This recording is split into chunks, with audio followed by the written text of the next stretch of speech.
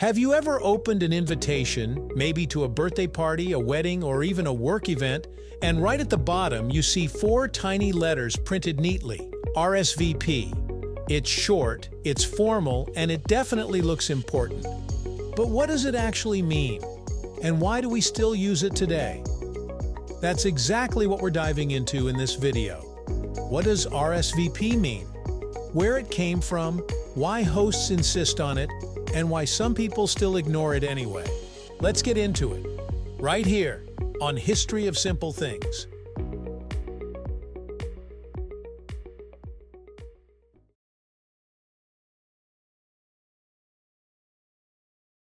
At first glance, RSVP doesn't look like an English word at all, and that's because, surprise, it isn't.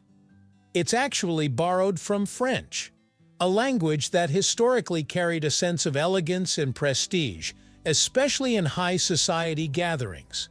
The full phrase is "Répondez s'il vous plaît," which translates to "please respond" in English. Now, you might be thinking, why use French when we could just write "please reply"? Good question. The use of French goes back several centuries, during a time when French was considered the language of sophistication, etiquette, and proper manners, especially in European social circles. Invitations, menus, and even fashion were often sprinkled with French phrases because it simply made things sound more refined. So historically, adding RSVP wasn't just a polite request. It was also a nod to the elegant culture of formal gatherings, a way of expressing, "Please let us know if you're coming, it's proper etiquette." Over time, the phrase stuck, even in places where French isn't spoken at all. But beyond the language and the fancy origins, the purpose of an RSVP is actually pretty practical. When someone sends out an invitation, whether it's a glamorous wedding or a simple dinner, they need to know how many people to expect. Why?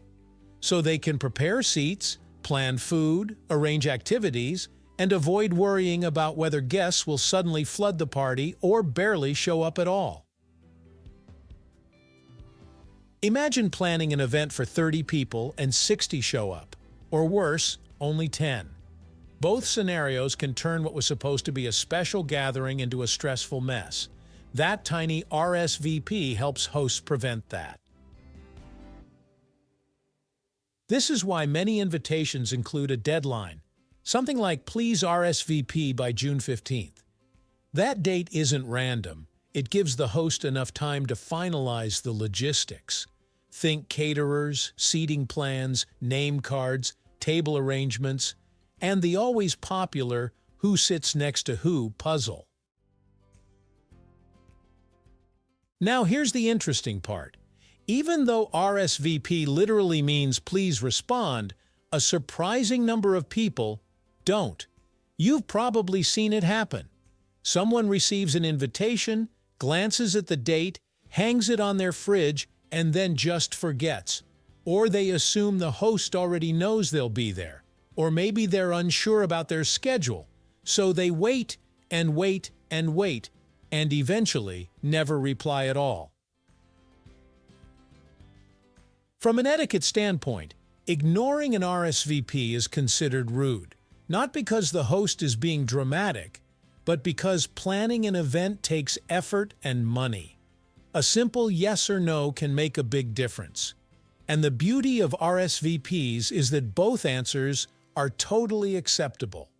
You can say, "Sorry, I can't make it," and the host will probably appreciate that just as much as a "Yes, I'll be there."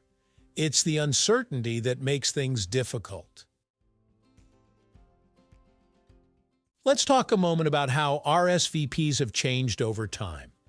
Traditionally, RSVPs were returned through handwritten notes.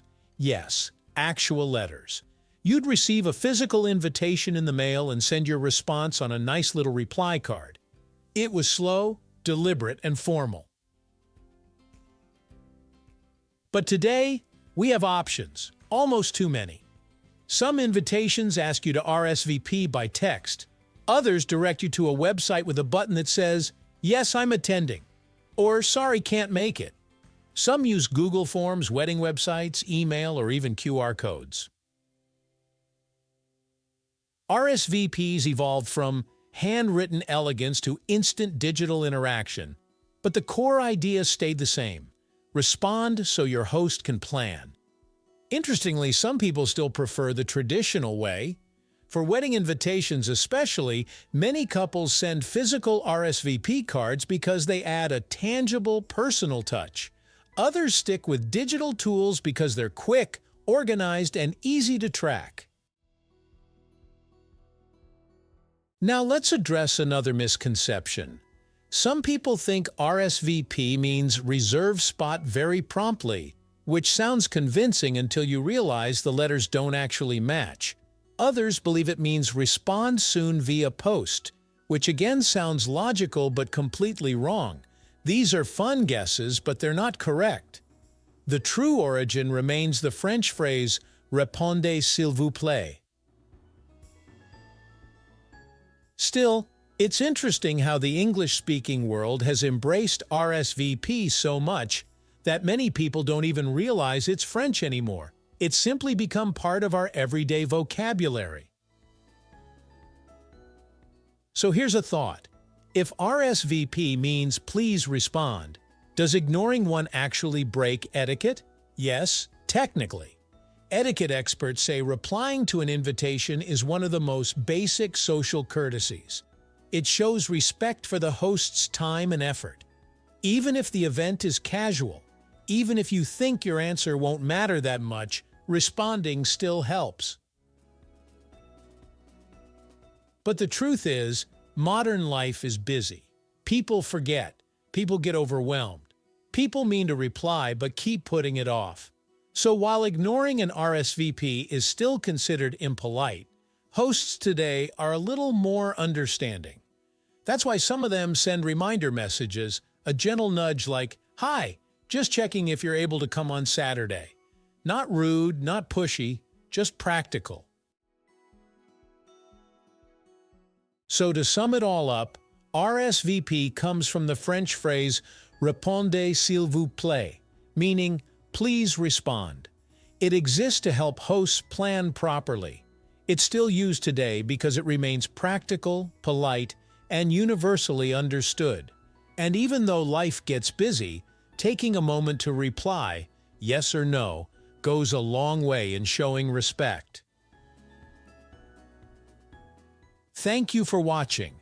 If you have suggestions for our next video, feel free to share them in the comments below.